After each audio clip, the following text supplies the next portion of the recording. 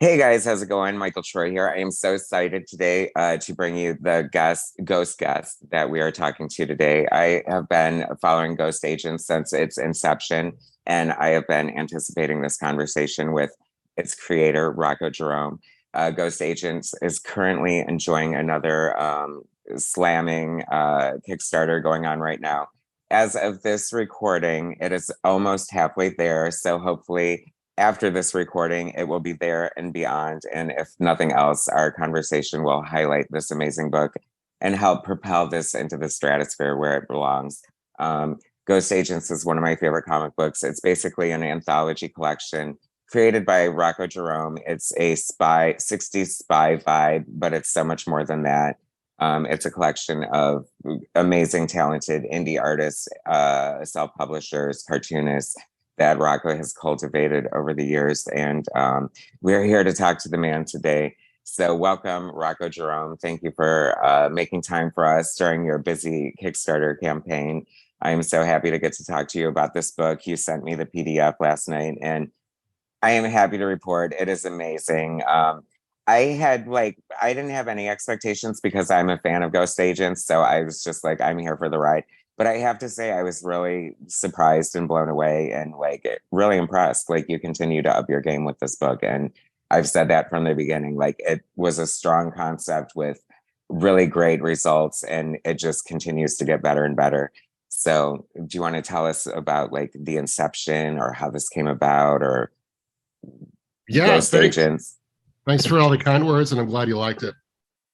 There's only been a few people who have gotten to see the new book, as it were, and I'm glad that you had the time to take a look at it and to make sure that you enjoyed it. And hearing that you did indeed enjoy it is great to hear, because it's obviously a lot goes into this. For anyone who doesn't know, the premise, sort of the concept of how the book came to be, goes back to when we did Image Grand Design.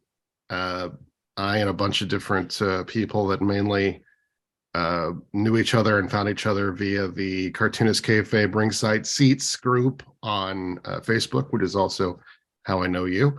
Got together during the COVID era to put together this big bootleg Image comic. And excuse me. Excuse me.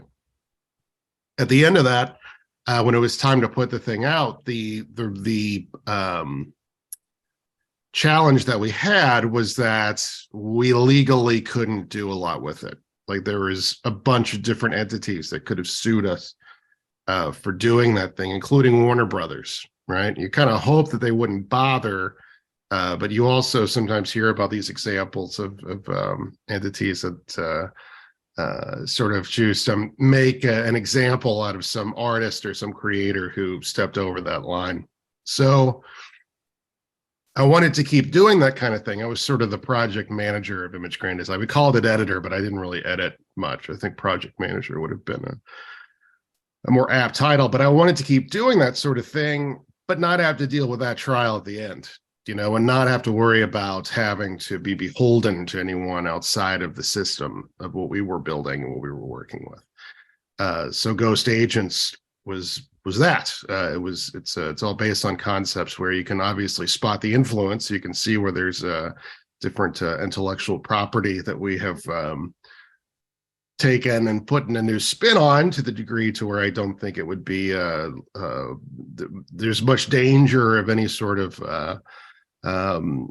lawsuits or any of that sort of thing. And I just basically do everything with this that I liked about the Image, or the Image Grand Design process, and none of the things that I don't.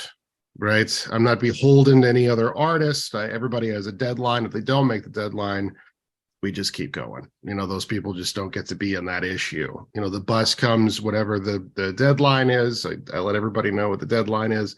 If you're not in that, if you're not ready to go at that time, I don't love you any less. We're going to go without you, though. And you see that a lot with a lot of different projects, group projects around, where it takes a really long time for them to come out, because all of us are doing all of this creative comic book stuff in between our regular lives. So people, if they get busy at work, something happens in their personal life, they don't make their pages, then that's okay. We'll just keep going without you. So during the year 2022, using that system, we had 5 successful Kickstarter campaigns, which is a lot. I think that's probably 4 more Kickstarter campaigns than most anybody does in a year. I don't think anybody else had done it the way that we do. And the way that we had it set up was that each time Eli Schwab, my partner in this endeavor, and I, each time that we were fulfilling a Kickstarter, we were launching a new one after the other after the other. And once we got into the holiday season of 2022, seemed like a good time to get off that horse, because you don't want to be promoting a Kickstarter during the holiday season when people are thinking about other things and their capital is moving towards gifts and that sort of deal. So we had a nice chunk of time that we could sort of regroup and come up with something that would be different from the way that we had been doing it. And that's when I conceived the idea that we could make this book something a little bit more akin to Image Grain Design, if you have it, where each story not only is part of a larger narrative and a larger universe and sort of a non-direct way, a non-linear way. I knew that with this one, we would be able to maybe make it so that it's one big story. So all the little stories work on their own, but also throughout the whole book, beginning to end, if you read all, I think 9 stories, you get a longer narrative that begins way back in the barbarian era and sort of ends in a new barbarian era hundreds of years from now, if not thousands. And we could do it like that and play with it that way. So hopefully when you read it, you got that and that came across. The feeling of sort of like a grander scope is definitely there, but I do like that it's not like dependent on like reading anything else, because I feel like you did set it up that way too, and hence the reason you didn't really number the issues, because you didn't want someone to like think just because the current Kickstarter is number 3 that they have missed the boat and can't get in on it, because honestly, like, it is nice to hear that you are tying it together, but I don't know if it's my ADD brain or whatever. Like, I hate having to keep track of 100 different details. So like, it's kind of nice just to pick it up and just be blown away and enjoy it for like, it's because it also has very much like a summer blockbuster kind of feel. You know what I mean? It's like, yeah, the art is amazing. You've got this, of course, gorgeous cover from the amazing Barry Tan, who is like a ghost grandfather. And, he's been there since the beginning, along with Sam J. Royale and I think John Burkett and Missimo, and just like a ton of great talented artists. And I love how like all over the place it is, but it's still cohesive at the same time. Like, it's very punk rock, but you can tell that it's not anarchy, if that makes sense. Sure. Yeah. I appreciate you saying that. Yeah. To go back to what you're saying about the numbering system, initially we were just doing issues 1, 2, 3, and it's an anthology style series in which you don't need every issue to make sense of what it is. But I could tell that people's OCD, their comic book collector OCD, was not allowing them to think of it that way. Right. So by the time we were doing the 3rd issue's Kickstarter, we were out of the 2nd issue and people couldn't handle it. So it was like, I knew that we were going to have to course correct and do something about that. Right. So issues 1, 2, and 3 are in Apocalyptico, Ghost Ages Apocalyptico, which is the book that you have there to your left, right of the screen. And all that stuff is in there. This new book is sort of a companion piece to that one.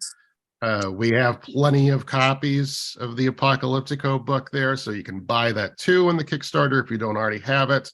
Reading both of those books will give you a much bigger picture, but you don't need to have one to have the other. And that's why they're not called 1, 2, 3, or 4, 5, 6, or whatever. These are separate books, right? So, we're trying to hedge all our bets, basically, is what it comes down to. And what a lot of running a Kickstarter is about, just trying to make sure that, like, every little thing that could go wrong that you can anticipate, you found a way to have a plan around it, and that's what I tell anybody who's going to launch a Kickstarter.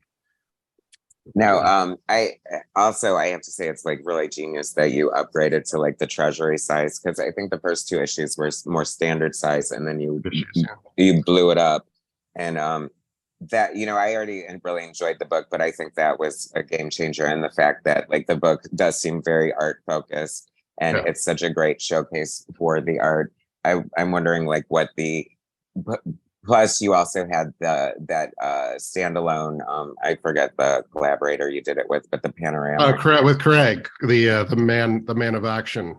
which was really cool too. So even though Ghost Agents is going to be all tabloid sites right now, I encourage like the occasional special, like gimmicky kind of panoramic, because it's just a really special comic book. I really enjoy the Yeah, way thank you. it works. I'm thinking now about like a coloring book. Maybe that might be a thing that we'll do. We'll see. I Yeah. mean, you know, I toy with these ideas, but yeah, it was always.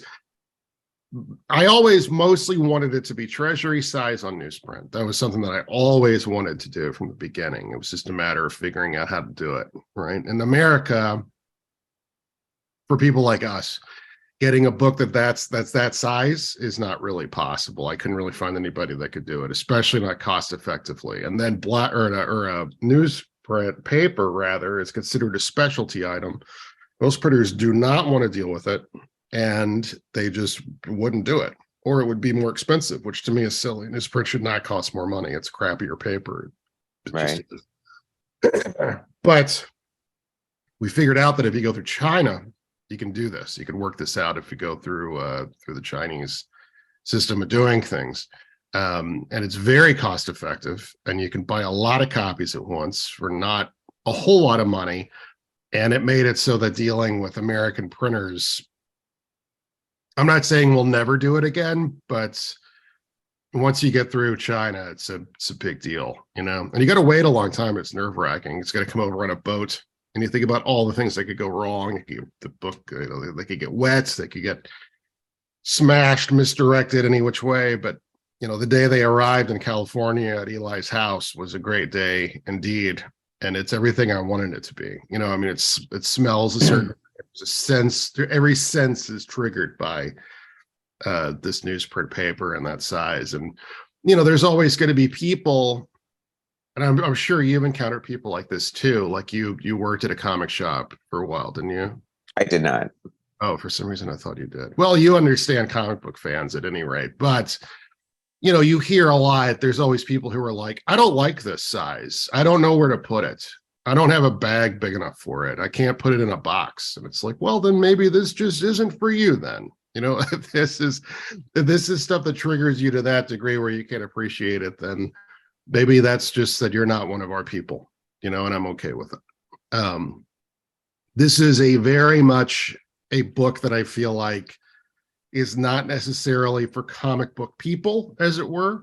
And it's for comic book people who can really appreciate that this is all about presenting the art a certain way, right? Like you had said that it was very art forward, and that's been something that I've used many times. I think that that's the best way to put it. You know, it's designed to sort of go on a coffee table. You know, it's the number one thing that I hear people say when they browse through the book, if they're not comic book people, is I don't know anything about comic books, but I like this. I think this is cool.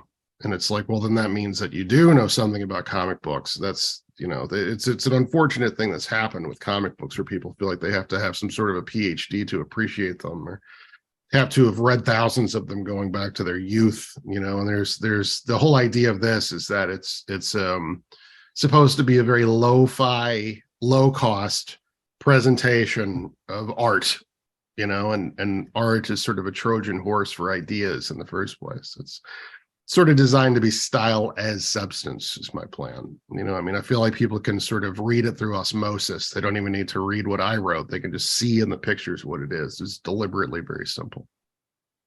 And one fun thing that's unique to this comic book Kickstarter campaign is that you now have a really dope Ghost Agents theme song by the Belfuries, and are offering a 45 of the theme song. How cool is that? I mean, Unbelievable. That's pretty genius. I love that. Thank you. Yeah, unbelievable. The Belfuries is a band that I've loved for some 20 something years. They're fantastic in the world of rockabilly or roots music or whatever one would call that. They're titans. I became good friends with Joey Simeone over the years, the guy who was the main driving force of that band.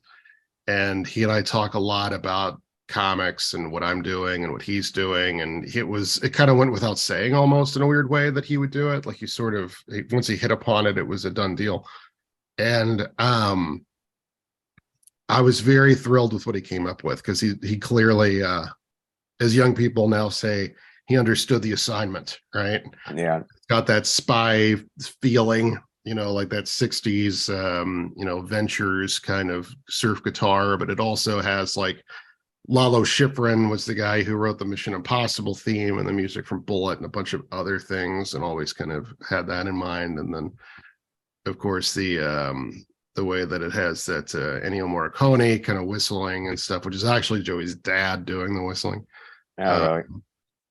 It's very cool. I love the way it turned out, and I'm happy to be able to offer that. And a flexi disc is such an old school concept. We found a place that'll print those, so they'll just be able to, stick it right into the book, and then it won't break or bend. It'll bend, but it's supposed to, and it's very cool.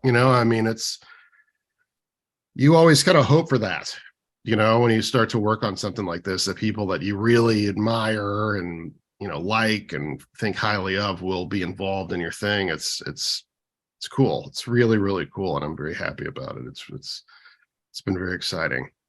Yeah, it kind of gave me like Tarantino soundtrack vibes, and I thought that was like kind of a perfect fit. Yeah, because I had seen you mention that like ghost agents really shouldn't be put in any sort of genre box, and it's just like open to different interpretations. And I think that's very demonstrated in the aesthetic of the book, as far as you have this gorgeous logo created by Sam J. Royale, but you've sort of tweaked it for different eras and genres. So Ghost Agent seems to be like a very fluid kind of thing, you know what I mean? Yeah. Well, and going back to the Tarantino soundtrack thing, so Tarantino soundtracks have always been a really big deal in my world.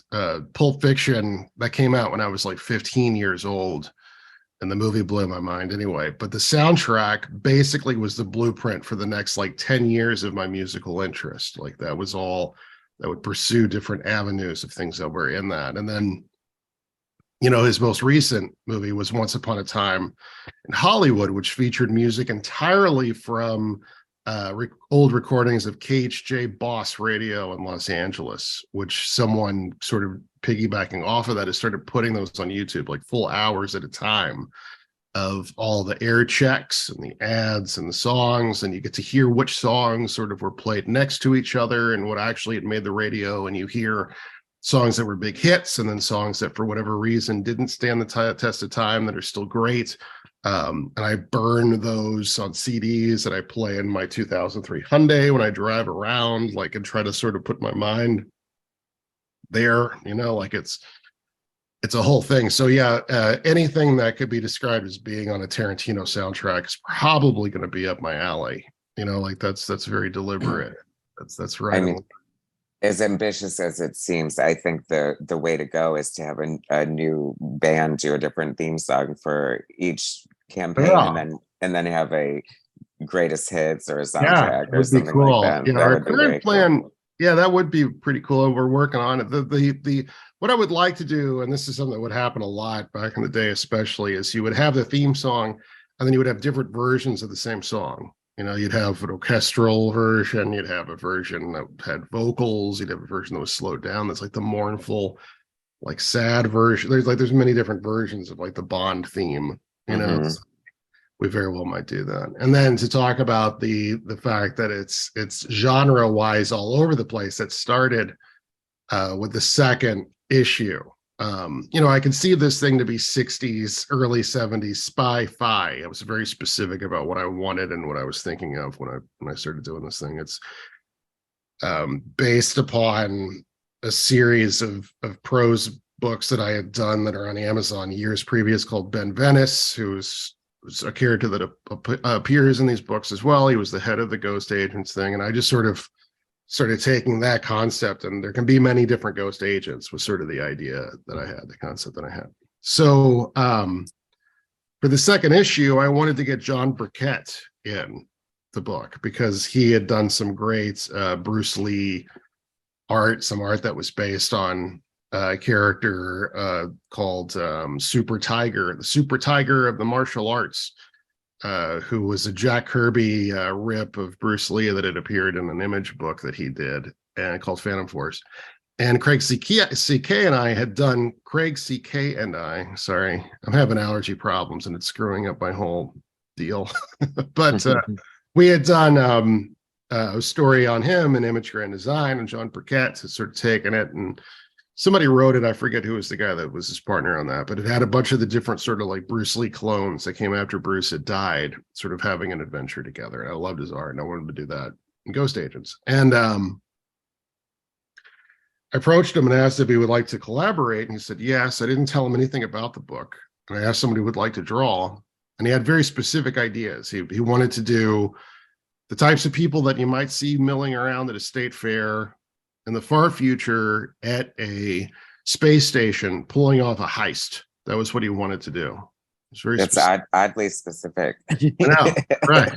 And I didn't want to lose him. I wanted to do the art in my book. So I was like, well, I could come back and say, no, we need sexy spy stuff. You have to do a secret agent doing secret agent stuff. And it was not what I wanted to do. I preferred to sort of follow the challenge. So I did that because I figure that in the Ghost Agents universe, there's no necessary reason to be beholden to time. And this Ghost Agents organization could mutate and turn into different things. So the very first story in the second issue, which is in that Apocalyptico book, is that. And it was the first story in the book. So I kind of did that in a way to show anybody who's reading these things that we're not sticking to any one thing. You're going to have to get used to it. Like we're going to go all over the place with this because I want it to have real legs and exist for as long as I'm alive. I want to keep doing these things. So it's an anthology of stories that are connected. Is basically what it comes down to. And it's the type of thing where it's harder to explain than it is to just read the thing. You know, just look at it and read it, and you'll clearly see what the deal is. In Crimson Dawn, the new book, you see that it's this axe, right? This axe that travels through time that you see in different ages and eras. And that's the unifying thing throughout the book. And you know, hopefully people will get this. Sometimes I get the sense that maybe nobody read it from the things that people say to me, but we keep trying anyway. You know what I mean? Sometimes I read a comic book and I don't think that I necessarily get it, but I know I like it. And then sometimes I think, I think like Ghost Agents might fall a little bit under that category, but I would argue that I totally get it. Like, I think it's straight, like it's very lush and multi-layered as far as like the nuances going on. But, if you said it's a spy comic, there's not a lot wrong with that. That spans the eons of time, I guess. It's just like fun, great, I don't know, James Bond, but so much more than that. You know what I mean? Like one of my new favorite stories, like Todd Fox, like this art is incredible. Can I show a page? Yeah, please. Yeah. I love this art. It is so good. It is right? Just so great. Of course, it's making me want to see like a Ghost Agents Black, White, and Red special. And just like you have so much room to like play with and grow here with this thing that you've created. Like it's really such a great thing. And the main protagonist, although I feel like we're moving away from her a little bit. Not that she's not as important, the Donna Prentice, who's the star of the book, but I feel like you're starting to introduce like a broader cast and delve into like other characters a little more now. Yeah, I would say. Yeah. And Donna was never intended to necessarily be like the only main character of the book. It kind of was one of those deals where the people who had Donna's stories to draw were the ones that kept showing up, right? Yeah, and here's this guy, Tybalt Cross. Yeah, Todd is excellent. Todd is really excellent. And Todd actually worked for Marvel in the 80s and 90s. He did some stuff, some Wolverine stuff in Marvel Comics Presents back when that was a thing. So yeah, he's been around for a bit. Also, this The World on You Depends. Yeah, Caspar Casper, yeah. Schumann's is so cool. Yeah, Love it. Like, yeah. I mean, it just goes to show the variety of styles in here is just like all over the place. I mean, they're really, and of course, the sublime 3 pages from Barry Tan just is Right. so good. I Yeah. mean, I was gonna make the comment earlier. It made me think of when you said you wanted like a treasury size on newsprint. It's probably because you loved those types of comics when you were a teen or a boy. I did. You Yeah, know, whenever a you lot could of get one of us those as a kid, it was a very special occasion. It's a really big deal to be able to get one of those. were just, little kids at heart, I think, when it comes to comic books Oh, sometimes. yeah. And like it gave me special joy to see Barry's like little homage of the Legion of Doom from Yeah. Super Friends Right. in there.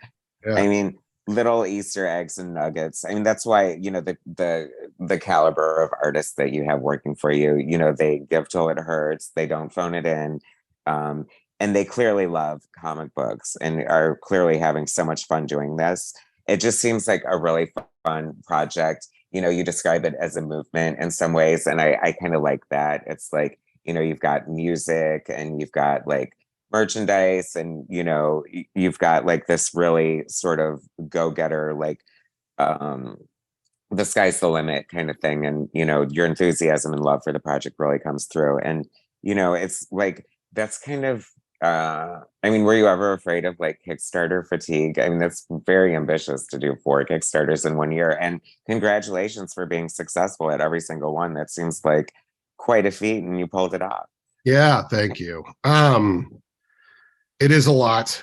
I don't think we'll ever have a year like 2022 again because that was insane. And the big deal is that this is the way that I get artists paid for their work. And a lot of times it's the first time that artists are getting paid for their work and the first time they're even getting published in some cases. And one of the cool things about it is that having this collective is that a guy like Todd Fox, who had work in Marvel years ago, is working side by side with guys who have never had their work published at all. And they're equally talented. It's a sort of a matter of how they hustle or circumstances or what have you. But I've got the gift of gab, you might say, and I'm a marketing minded person professionally as well as personally. So it's something that I always go back to. So it's a very, symbiotic relationship. We all sort of work together to be more successful. But yeah, it is. Kickstarters are very stressful. It's scary. These guys already did the work. The work is done. They have to get paid for it. So the Kickstarter needs to succeed. That's all there is to it. We just simply cannot fail. That's all there is to it. And Eli and I don't keep any of the money. I don't know if people know this or if they might have a cynical attitude about it, but all of the money that we bring in for a Kickstarter is to pay for the printing of the thing and to pay all the artists. And the one we're doing now has the highest goal ever. It's $12,000, which is a lot of dollars. We're not quite halfway there as of this recording. So, yeah, that's the deal. And we're sort of not using Kickstarter as directed. Kickstarter, as you're intended to do it, is if you have a concept, you want to make it, you do a Kickstarter to basically garner interest, gauge interest. So that way, if you don't make the money, then it's no big deal. You didn't make it yet. We don't do it that way. We have the book ready. Once we get paid by Kickstarter, which is typically about a month after the Kickstarter is complete, that's when we print it. So it's ready to go. Like there's not one page of this thing that isn't finished. So yeah, it's interesting because I think that might, not necessarily be, the original game plan for like Kickstarter, but I think it's very smart because, especially if you don't want to piss off people who contribute to your thing. It's like I've contributed to a couple of Kickstarters, and one I'll never see because the person has since died. But I mean, it's like there's no reason not to fulfill it. But it's hard too, you know what I mean? It's like you don't want to promise like a 100-page book, do a 10-page preview, and then get all the money for it and be like, oh shit, now I have to make a book. Like, why would you do that to yourself? Yeah, it like doesn't sound like fun to me at all. no, it sounds like a lot. I mean, because doing a Kickstarter is pressure enough. You know what I mean? It's like the last thing I want to do is sit there and worry about if I'm going to have anything to back it up with. It just, Right. Yeah. I mean, the whole thing is a dicey proposition, but it's the nature of the beast. And, you know, I used to be like about Kickstarters, but now, especially, I just don't think so many of the great comics that I love that have come out of Kickstarters would exist without it. So it's almost a necessary evil in a way. But I don't think it's like, I guess I used to look at it like negatively as sort of like begging for money, but that's not it at all. It's like you're offering something to people and they can choose to support it and buy it and get something as amazing as this out of it. Like I did not hesitate to, you know, contribute to this. Like I knew it was going to be a Treasury Size with a cover by Barry Tan featuring art by Sam J. Royale and a lot of my other favorite artists. So it's like I would have paid double for this. You know what I mean? I'm so happy to own it. Yeah. Yeah. And that's really a lot of it. Kickstarter it's a miracle for people like us. It's miraculous.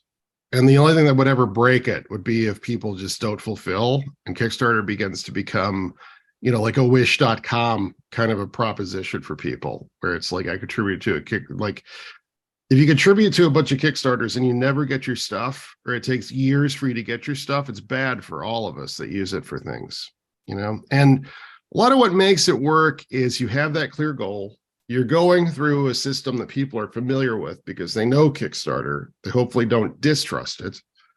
And you're able to see all the different products that you could buy, the different tiers you could contribute to, the different parts and pieces that you can order along with what you've already chosen to get. And it just sort of like, it's one of those things, you know, I mean, I'm sure that you're cognizant of this too, where there's people who maybe aren't on Facebook anymore that you don't live around and they just sort of drop off the face of the planet, you know, at least that's how it is for me. If somebody isn't on Facebook and they don't live around me, I'm probably never going to talk to them just ever. It's not easy. You know what I mean? It is like being in a vacuum. I know it's weird because I think that, you know, people like 30 and under don't really use Facebook. So, Yeah. but it's like the main tool to help me like promote my YouTube channel and stuff like that. Like I don't have much of a network outside of Facebook. So yeah, but like you said, not everybody's on it. So yeah, and it's how I do all this. All these people I know from Facebook. Like it's I promote it on Facebook. You know, probably to my detriment. I probably promote it too much on Facebook. And it's just, you know, this is how it's done. You know, I mean, it's Facebook and Kickstarter are the two things that have really made Ghost Agents work and continue to work. Yeah, well, it's good to have, you know, things like this for YouTube and, you know, extend yourself as much as possible. Do you ever use Twitter?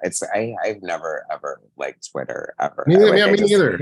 There's just something really gross about it. I think there's a culture of people trying to dunk on each other all the time on Twitter that I really dislike. Feels like it's all about just trashing people. Yeah. I've been trashed on Twitter. It wasn't fun.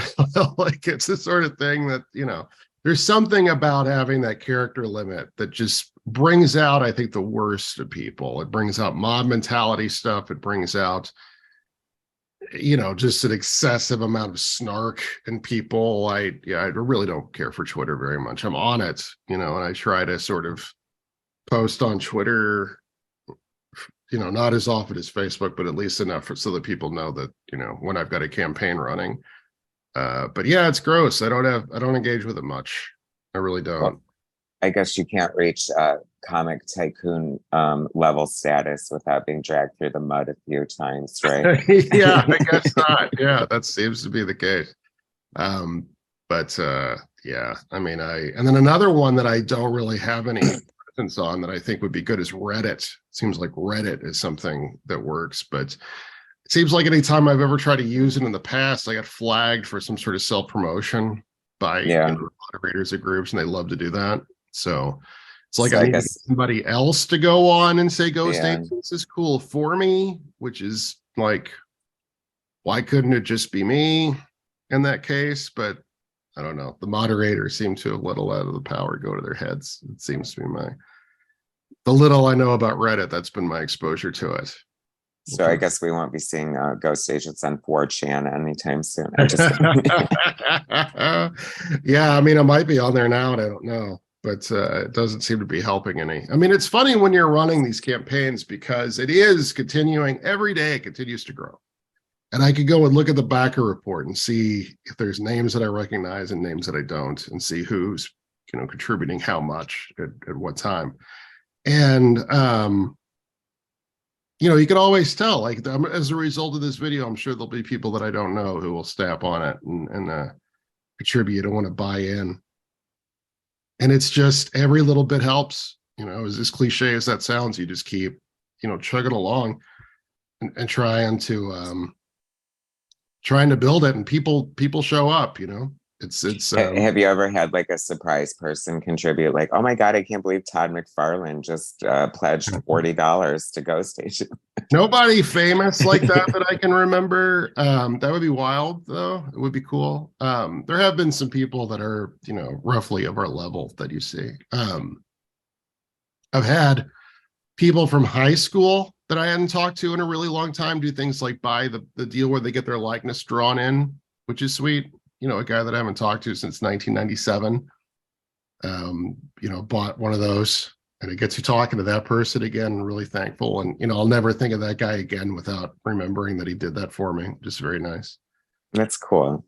Yeah. So yeah, you do have surprises, you do get surprised by how people will come through for you on something like this. And, it's, when you do your first one, like our first Kickstarter, it's like, aunts, cousins, people that I, distant family members, people that I used to work with will bought in. And it's very sweet of them to do that. People that aren't interested in comics or art. And I knew that they were 100% doing it to help support me, which is very kind. And you only really get that once. We kind of were able to get it again at the local level with Ghost Agents because I had a party for the for Apocalypse Kill, rather. It's the jazz club that the woman that I work for owned, and I hired a local PR agent to sort of make an event of it, make a thing of it. So I got to go on local news and local radio, and that got people out who otherwise probably would not have, So it's always kind of funny how people will find out about something and choose to act on it. It's just sort of a matter of making them feel like it's a big enough deal that they, there's a trigger that sense of FOMO in them. You know what I mean? Yeah. I have to point out the gorgeous 2-page spread by Sam J. Royale. This is super ambitious. Oh my God. 20 portraits of, is it Adelaide X? Is this, it's various generations of Adelaide Van Volker, who's the primary villain of this, has a daughter who has a daughter, who has a daughter, who has a daughter, who has a daughter throughout hundreds of years. And Sam was the person I chose to draw each one and make art of each one. Yeah, I low-key want to do the blonde version of that. Yeah. Yeah. And I'm sorry, the Donabots. Sure. Like, such a great thing. Like, this is just so much freaking fun. Like, it's so outrageous and over the top and just like hard boiled in a way. And I love that. It almost looks like it could be a panel out of Red Room, right? Yeah, I guess so. Yeah, the thing that I always tell all the artists is to draw these things and to make these things so that each page could look like a poster, because that's what I want. I want everything to be poster ready to the best of our ability, which is part of why I like doing these short stories. I like for the exposition to be something that someone has to catch up on. Basically.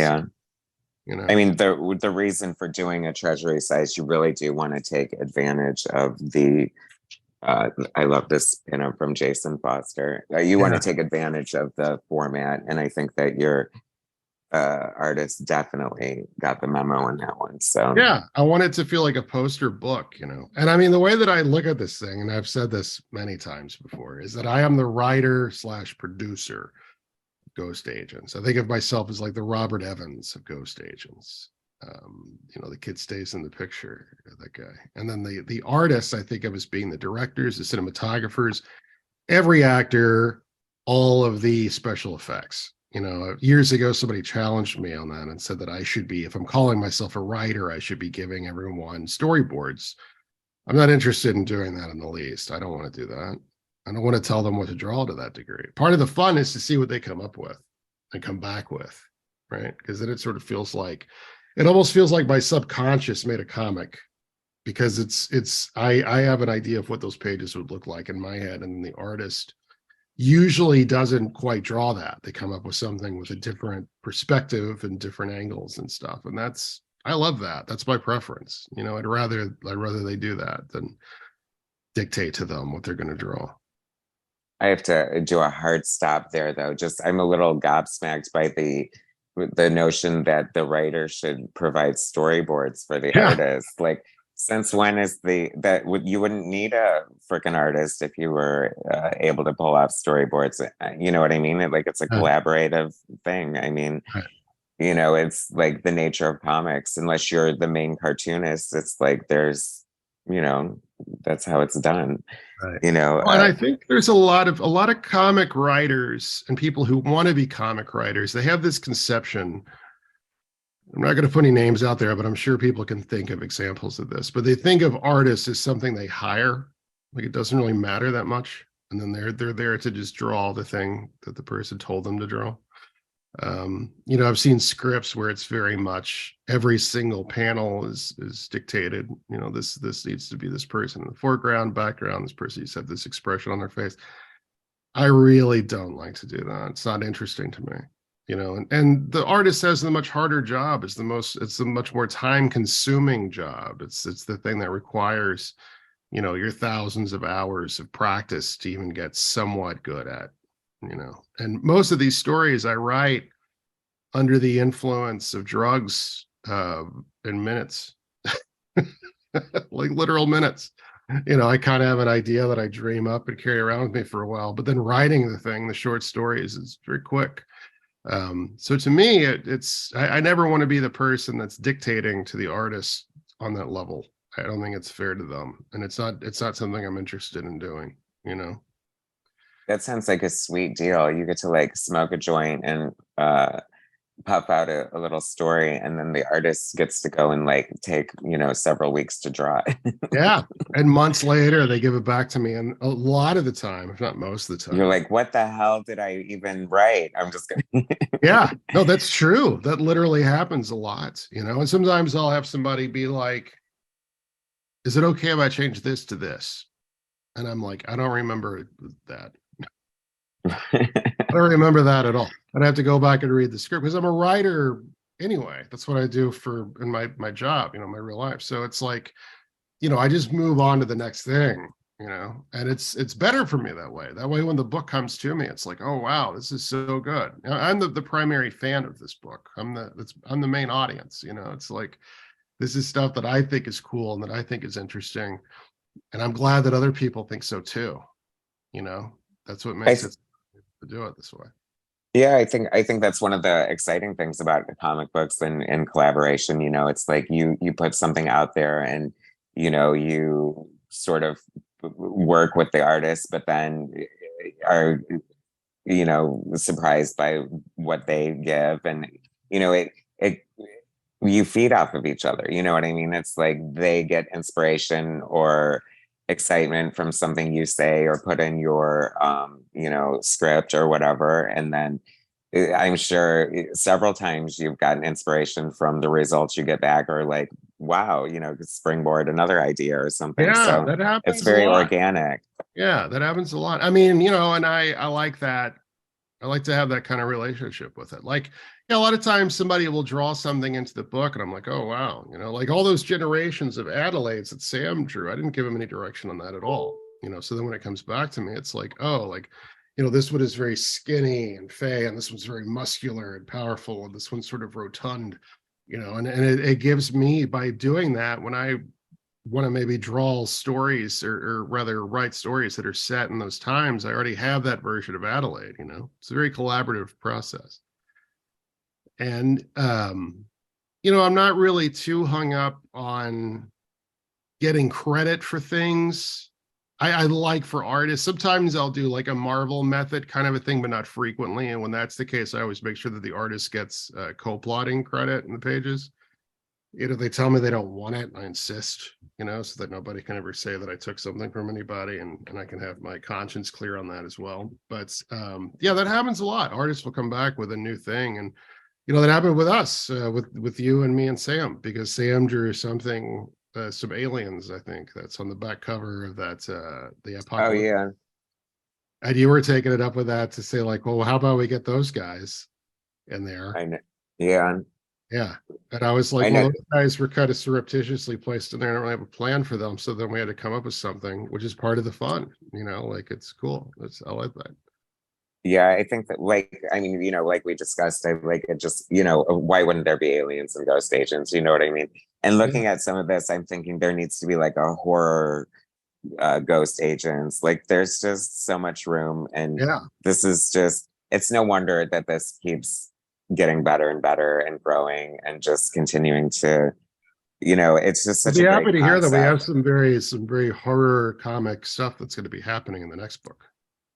That's true. There are some pretty horrific things that happen in ghost Yeah. agents. So The next book after this, it has a lot of that though. I mean, it's got like some very like body horror stuff happening in it, and some like a haunted house kind of a deal. verging on outlaw comics.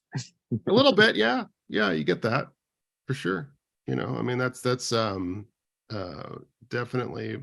part of it. I mean, it's like the thing that I always say is that in the 60s and 70s, there was this sort of movement in comics that played into the like the sex, drugs, and rock and roll kind of attitudes at the time, and a lot of people would buy their rolling papers at the same place they might find a comic book that they wanted, like head shops and stuff. So that's right in there. And of course, we got Ken Landgraf to do some stuff for the first one, or for Apocalyptico rather. And that's, so yeah, of course. Yeah. Anything that looks kind of rough and ready, I'm into it, I like off-register coloring. I like all that stuff that makes it feel pulpy and like a rough medium, So did they send you like a preview copy of it, or is the first time you're holding it when it comes off the boat and from the China? second thing, yeah, because to wait for a first of all, a proof is very expensive, and you'd have to wait for that to come before you could go to press with it. So we would be talking about a month and a half to get the thing, then say it's good, and then you wait another month and a half to get the book. So what we did instead of that, in lieu of that, was you had a guy with a camera, in China, an overhead camera, and I'll never forget, like, he was wearing sandals and he was flipping through the issue.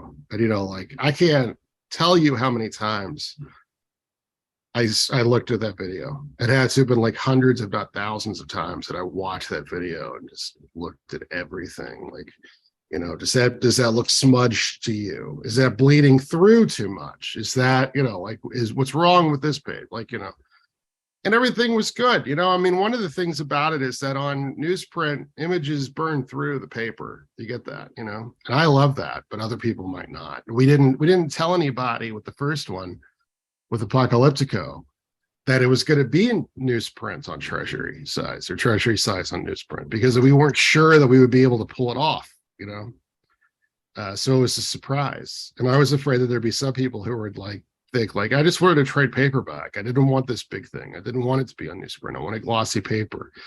And exactly nobody said that. Like, we got no pushback. Well, I from that.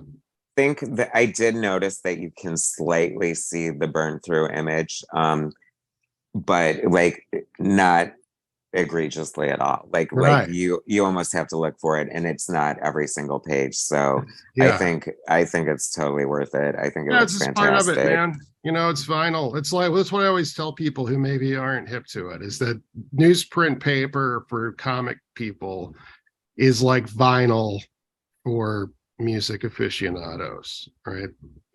Whatever it is that you lose in the imperfections, you gain in the way that it feels. The feel of it is better than anything. The imperfections add to that.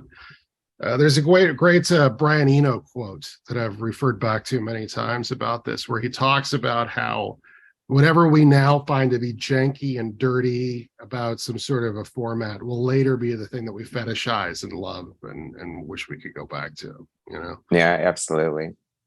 And I'm a big believer in that, you know, like it almost feels like the pages, the art on the pages is fighting to get off the paper in a way, you know. The paper is just like absorbing it rather than just letting it sit on the gloss. It's like it's the energy and the action, the paper is taking it and almost like coming apart, you know, and it's so powerful that it smells this strongly. The smell of the ink, you know, permeates through your house when you bring the book in. So, you know, all that stuff makes it feel like an object and it gives it an immediacy. You know?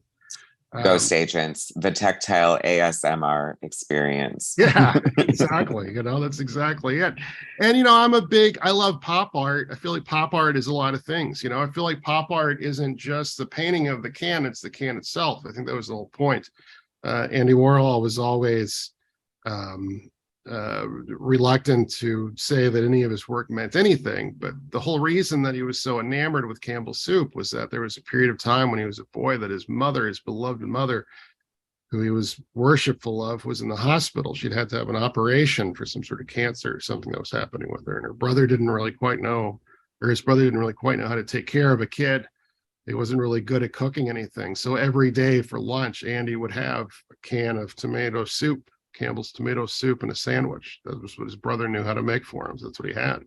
So to him, this thing that was produced in a factory became like this totem, like this was sort of like his mother wasn't around, and this was the next best thing. His brother cared enough about him to make him lunch every day.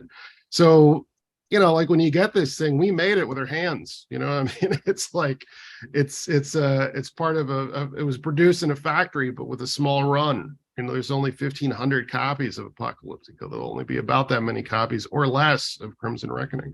So if you have it, you have something. You have something that not everybody gets or is even cognizant of, you know. And I think all of that stuff is very important and is part and parcel of what makes it worthwhile.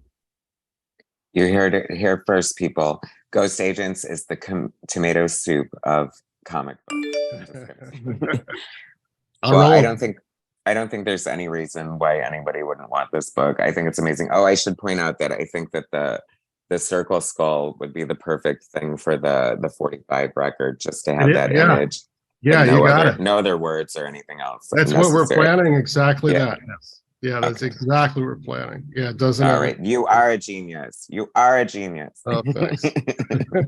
I do what I can, you know. Yeah, that symbol is indestructible too, you know. I mean, like we've used it so many different colors, different ways. The buttons are available in every color. Obviously, a skull is something that is not a new concept, you know, and now I see it everywhere. Every time I see anything with a skull, I think Ghost Agents first. You know, ours I think is distinguishable by the fact that it's we can do psychedelic things with it. We can do it in a bunch of different colors and styles. And you know, Sam J. Royale is just, and I'm not telling you anything you don't know. He's just brilliant. You know, I mean, we're so fortunate to be able to have him, and he got it right away. You know, it's fun. It's a fun symbol. It also is foreboding. You know, it's not like some sort of a doom and gloom thing. Yeah, I know it's weird. You should describe it that way because it's almost cute, but it's still menacing. It's really cool. Like I would love to see like this as a mask and just like have people cosplaying as like this ghost agent or something like that. That would just be that could happen too, you know. Yeah, I know. That seems like a cool idea. All right, everybody, you cosplayers. I want to see some Dawn Apprentices. I want to see some Adelaides. I want to see whoever the fuck else is in this book. Bruce Lee. I'm just kidding. Yeah. So before we wrap this up, is there anything you want to hype or say about the project to get people even more excited than they probably already are? I have a feeling that this is going to exceed its goal and go well beyond that. So hopefully this interview compels people to want to get in on the action because it's such a fun book. It really is. I hope so. Thank you. Yeah, the first thing I want to say is I would be remiss I didn't mention, thank you for wearing that Elvis shirt. I like that it's black, white, and red, which are, of course, the colors of Ghost Agents. And I love Elvis too. So that's really cool. And I like your Well, big from a boys. personal point of view, I share a birthday with him and David Bowie, so Oh, nice. he holds a special place in my heart. But Very, very cool. I did think it would fit along with your sensibilities. It does. The colors as well as Elvis himself, who was a guest star in Ghost Agents Apocalyptico in a weird way. Yes. GhostAgents.net is the quickest way to get you to where you can find the much longer address that will take you to the Kickstarter campaign. I'm sure that Michael will link it in the video anyway. But the lull period is a real thing, and it's scary as hell because you have a big opening and then you have a big ending. And in between there, people are just sort of in that, like, I'll get around to it phase. And please don't do that to me. It's much better if you go ahead and pledge now, because it is nerve-wracking to wait for it to happen. It really is. I mean, it's fun, but it's also scary because I got to get these guys paid and I got to make sure this thing continues to exist. So yeah, if you see this and you're interested and you like it, please, by all means. Yeah, it must be nice to be one of those people who like, oh, funded in 3 hours, by multiple times over, Yeah, yeah, you But got to reach a level that I'm not at yet, apparently, to be able to do that. but you're still a success and you continue to climb the ladder. So I mean, Thanks. I think that you have something special here. I know I enjoy it.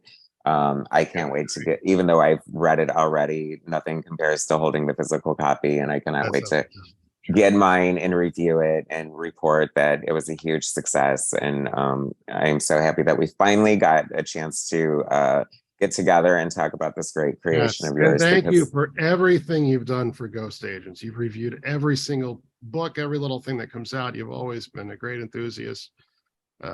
You're in it coming up. Like it's very cool to have you around and to be able to have your very unique viewpoints on these things. It's been a real pleasure, and I'm really glad, as you said, that we're able to find the time for this one to be able to sit down and talk about it together. Awesome. Well, as Rocko said, I will definitely put the link for the Kickstarter in this and all the other ways you can find Ghost Agents. I'm gonna put the theme song, just a snippet, over the front of the video to get people excited about that. That's excellent. And other than that, like, the Kickstarter is live, people. We need you now. Do not rest on your laurels. The Ghost Manifesto is in your hands, so take the ball and run with it. You need to support this book. If you are watching this because you watch my channel, you know that I don't blow smoke, and I would not support this book if I didn't believe in it so much. It involves so many talented people, a lot of people I consider good friends, and but that's not the reason to buy it. I would buy it even if I didn't know any of these people, and I'm so glad. Like, I feel like it's like chipping away at becoming like the best kept secret is being exposed. So I hope that more and more people find out about it. You're the perfect, Stan Lee spokesperson, hype man, getting people excited and just trying to spread your love of Ghost Agents, but your love of comics as well. So I really do appreciate your enthusiasm. And once again, I wish this huge success. I know it will be, because how could it not be? You've been successful so far. And, like I said, I hesitate to say it's the best one yet, because I feel that way about every one that comes out. So, and I think that's, the way to keep going. So congratulations on that. Thank you. And good luck with this Kickstarter. I hope it pays off and huge for you guys. You all deserve it. Yeah, we do it all together. It's definitely a group effort, and I'm very proud of it. So it's very exciting.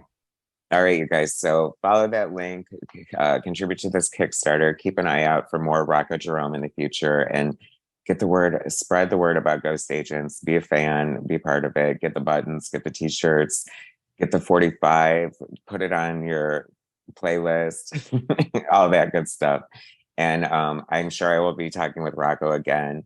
And you will be subscribed to my channel if you haven't already. Hit the notifications, because you're going to want to see the follow-up video when I review this book in all its glory. And thanks once again to Rocko Jerome for being here today. Very cool. Thank you. Thank you. And thank everybody.